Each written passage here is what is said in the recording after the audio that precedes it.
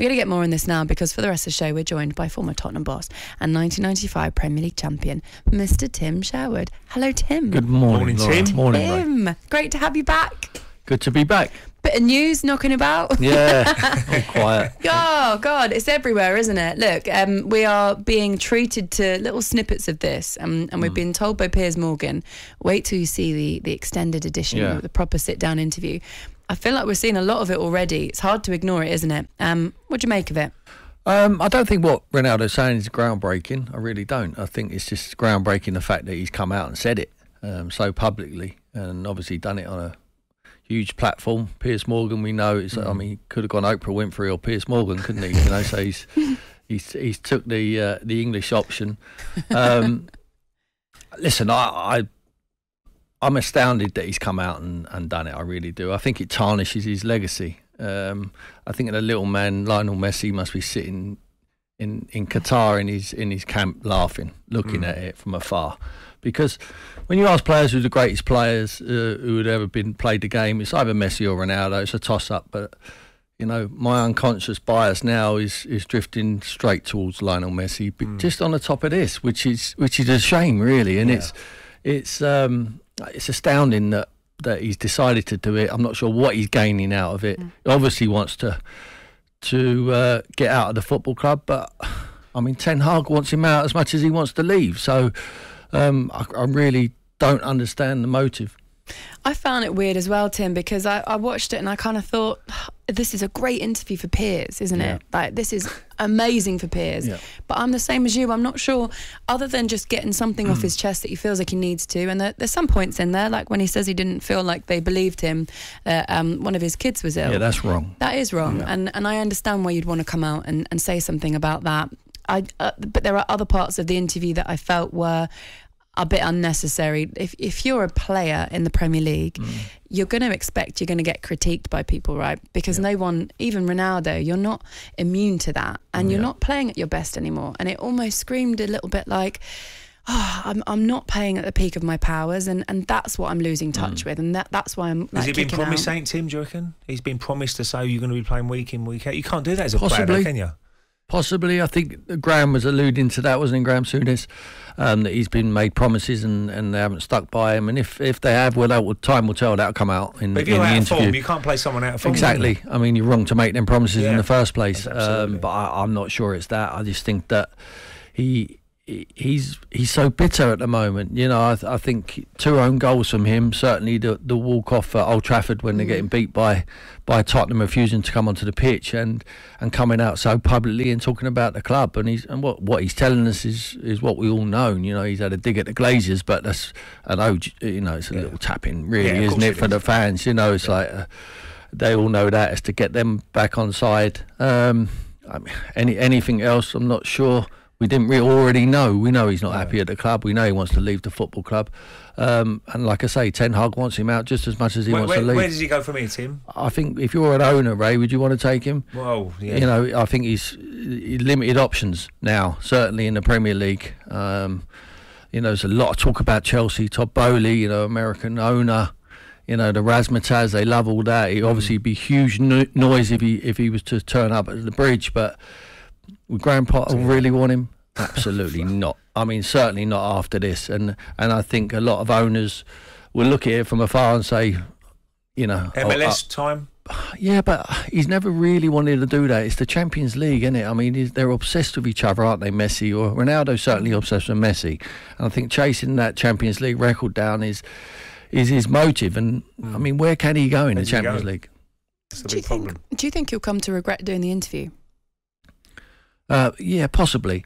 Let's get it right. I mean, he is one of the best players we've ever seen. I love him. When he went back to Man United, I thought, great. He's coming back for the right reasons because he wants to play at top-level football.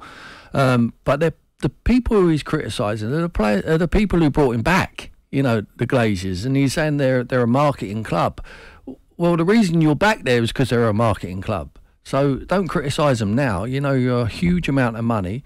I thought he got his head down last year. I thought his numbers were fantastic in a struggling team. But they kept changing managers. Ralph Rangnick left, bring in Ten Hag. He's got his new ideas. And just because he doesn't love you as much as everyone else, you have to suffer it, unfortunately, at your age, because you cannot go on forever. It comes to us all, Ray, doesn't it? Not you, Laura. Not you. Yet. I just look at it and say, who's advising them as well? There must be someone behind the scenes, or do you reckon this did stand to Ronaldo? I think he's too powerful now to get advice, and I think he knows now, Ray, so experienced and done everything. There must be someone behind the scenes. Well, who's looking after him a little bit. Well, George, isn't it? George, you would say maybe George Mendes is, or someone else who looks after him. But listen, I think Ronaldo's experienced enough now to know what impact. He knows exactly how this was going to blow up. Yeah. And I think he's got what he wanted.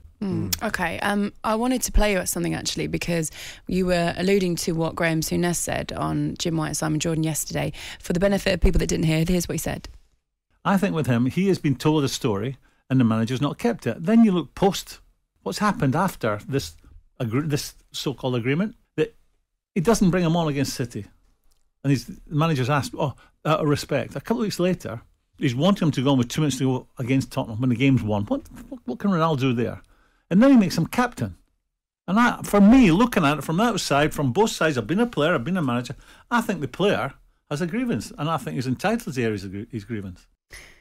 I understand that people want to stand up for him, and maybe they're offering him a bit more leeway because he is Ronaldo, right? But you kind of have to toe the line if you're a player, right? Because you are being paid by the club, and if you are asked to come on off the bench, you just got to do it. There's no two ways about it. Whether your team is winning or losing, or you feel like it's a different story from the week before, they're different games. So I don't know how there's a defence here. No, listen, it's difficult.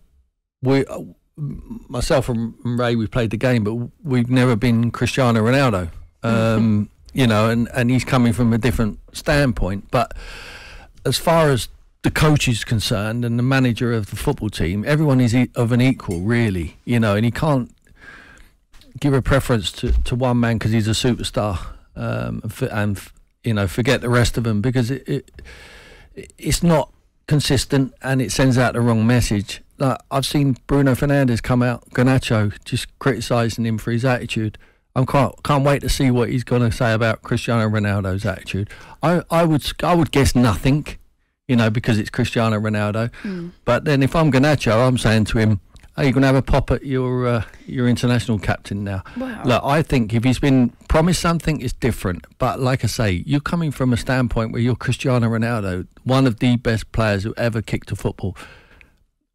I've never been there, so I don't know what's going around in his mind. But one thing's for sure, out of all of this, he's looking after one person, and that's himself. Whether he's made the correct decision or not, it is premeditated. He knows exactly how this is going to blow up, and he's going to have to deal with the fallout, and he will deal with that, no problem. There was actually, just on your point about Bruno Fernandes, the two of them met at the World Cup squad for Portugal, so they've all met up now. And there's a moment that's been filmed where Bruno shaking his hand, walks past Ronaldo, puts his hand on his arm just to get to his point in the dressing room, and then they turn around and Cristiano has his hand out to give him to shake his hand, and they do shake. But then there's something said that makes it look like it's a bit awkward between them, and Ronaldo looks a little bit surprised. Bruno then goes and cuddles a load of other people. It can be interpreted as a little bit frosty. So we'll have to wait to find out a bit more about that, because I'd urge you to go and have a look at it rather than me putting, you know, words in your head. I'm going to back in Golden Boot now all day long in the World Cup. Actually, if he starts. But on that, But on that point though, if you're his teammate, Tim, are you annoyed with him? If you're Bruno, are you going to be like, why have you done that?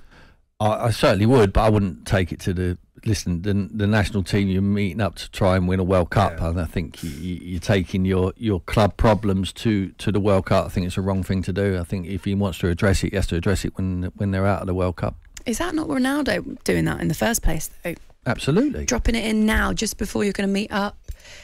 Absolutely. If you're the national team manager there, you can't be happy with. You'd be fuming, right? Yeah. talkSPORT Breakfast with Laura Woods, Monday to Wednesday mornings 6 till 10 on AM, on DAB, via the talkSPORT app and on your smart speaker. talkSPORT.